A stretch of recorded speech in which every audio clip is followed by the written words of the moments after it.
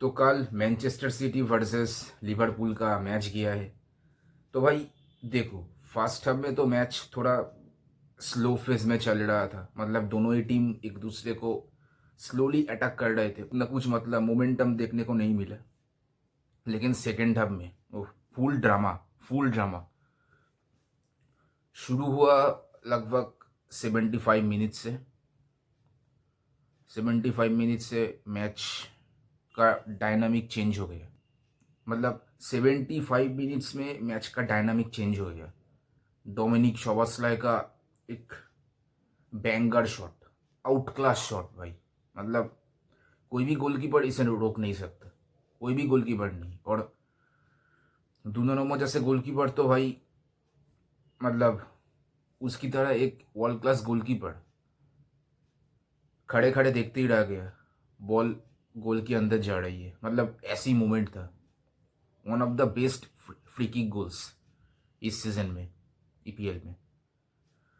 तो भाई उसके बाद लिवरपूल थोड़ा मोमेंटम पकड़ लिए थे। ऑब्वियसली एनफील्ड पर मैच हो रही है, होम ग्राउंड पर, तो लिवरपूल की साइड से ही सब कुछ हो रहे थे। सिटी थोड़ा डिस्कम्फर्ट हो गए थे एक उसके बाद, एक गोल खाने के बाद।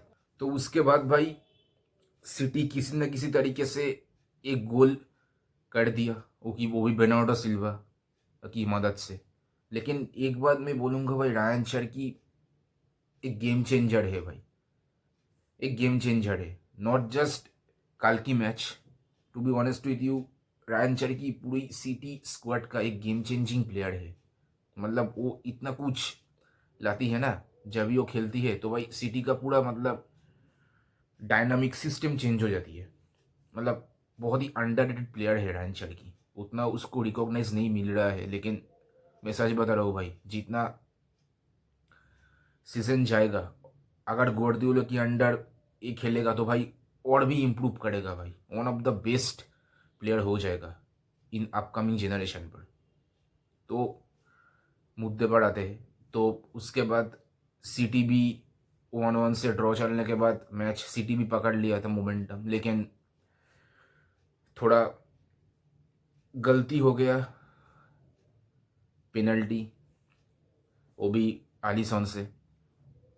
लेकिन अगर मैं सच बोलूँ तो मुझे वो पिन, अगर मेरा पॉइंट ऑफ व्यू से वो पेनल्टी नहीं था। लेकिन देखो, गोलकीपर तो थोड़ा डाइव तो करेगा ही सेव करने के लिए। तो अब पता नहीं रेफरी क्या सोच कर दी है। पेनल्टी हो 50-50 चांस है, लेकिन for my point of view मुझे वो पेनल्टी थोड़ा हार्श लगी। और उसकी वजह से गेम का मूड भी चेंज हो गया जब हालैंड ने गोल किया, थर्ड गोल। जब शोबोस्लाय ने पकड़ा, हालैंड ने भी पकड़ा था, शट पुल अप किया था, दोनों का रायन चर्की का गोल होने के बाद। तो ओवरऑल मैच चेंज हो गया था, लेकिन वो कैंसिल हो गया क्योंकि शोबोस्लाय ने फर्स्ट पुल अप किया था और उसकी वजह से उसको रेड कार्ड भी मिल गई, तो गोल भी कैंसिल हो गया। तो ओवरऑल मैच सिटी किसी न किसी तरीके से निकल लिया। लेकिन मैच बहुत अच्छा गया है, एक ड्रामेटिक नाइट था अनफील्ड पर, बहुत ही अच्छा मैच किया है। तो ये जो रिजल्ट हो गया, अब क्लियरली दिख रही है कि लिवरपूल टॉप 4 से आउट हो चुका है। कुछ दिक्कत ना हो बाकी टीम्स का, like Manchester United and Chelsea, क्योंकि ये दोनों क्लियरली फेवरेट है टॉप 4 पर फिनिश करने के लिए। इन दोनों में से एक ही जाएगा।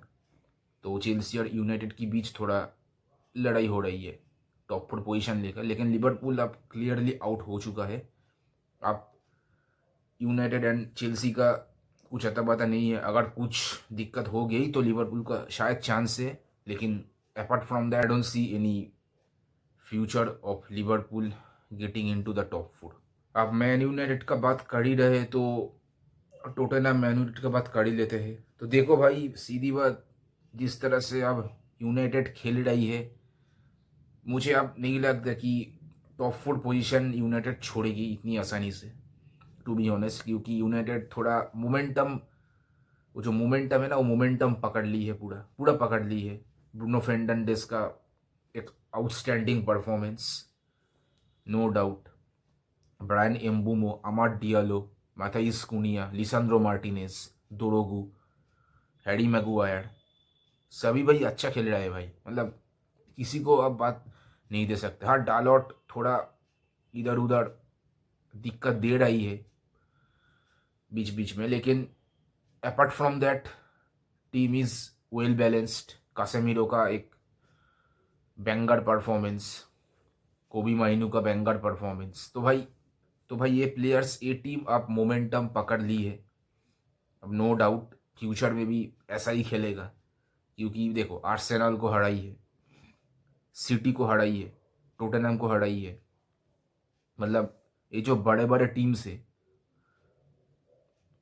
ऐसी हारा ना, तो मतलब एक मेंटेलिटी चेंज हो जाती है इसकी वजह से। तो and the performance we are seeing is totally different compared to the usual Man United performance from previous seasons।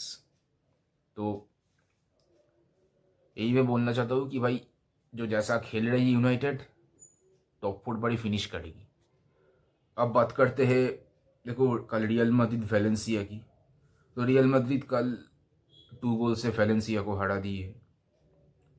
वही बार्सिलोना एंड रियल मैड्रिड दोनों का 2 हॉर्स रेस चल रही है। ये हॉर्स रेस एल क्लासिको तब चलेगा, उसके बाद ही डिसाइड हो जाएगा कौन जीतेगा। उसके पहले तो भाई ऐसा ही चलते रहेगा, एक बार रियल मैड्रिड आगे जाएगी, एक बार बार्सिलोना आगे जाएगी टॉप पर। तो दैट्स दैट। लेकिन वही सेम चीज़ मैं बोलूँगा, रियल मैड्रिड का डिफेंस टाइट करना पड़ेगा, ऐसे नहीं चलेगा। अब बात हो रही थी कि निको शॉल्टरबेक को लेकर, अब रूमर से 50 मिलियन रियल मैड्रिड देने को तैयार है। अब पता नहीं इन फ्यूचर क्या होगा, क्योंकि शॉल्टरबेक का हाईली डिमांड है, बार्सिलोना भी इंटरेस्ट है, लेकिन ऑब्वियसली बार्सिलोना का फाइनेंशियल सिचुएशन उतना अच्छा नहीं है as compare to Real Madrid. तो देखते हैं अब क्या होती है। निको शॉल्टरबेक, डॉनी वेंडेबेक, ये दोनों नाम उठ कर आ रही है कि रियल मैड्रिड इंटरेस्ट है, स्पेशली इन दोनों को लेकर। कोनाटे का सीन, मतलब रियल मैड्रिड क्लियरली रिजेक्ट कर दिया है कोनाटे को, क्योंकि कोनाटे जिस तरह से अब परफॉर्मेंस कर रही है, तो मुझे नहीं लगता रियल मैड्रिड और इंटरेस्ट होगा। और उसके ऊपर कोनाटे थोड़ा इंजुरी प्रोन भी है। तो ये चलते हुए निको शॉल्टरबेक एंड डॉनी वेंडेबेक, ये दोनों क्लियर फेवरेट्स है रियल मैड्रिड का next target. And as for Barcelona, Barcelona भी इंटरेस्ट है शॉल्टरबेक को लेकर, लेकिन चांस ज़्यादा है रियल मैड्रिड शॉल्टरबेक को खरीद लेगा। तो दैट्स दैट। अगर वीडियो अच्छी लगी हो तो like share comment and subscribe करना। मिलते हैं नेक्स्ट वीडियो पर।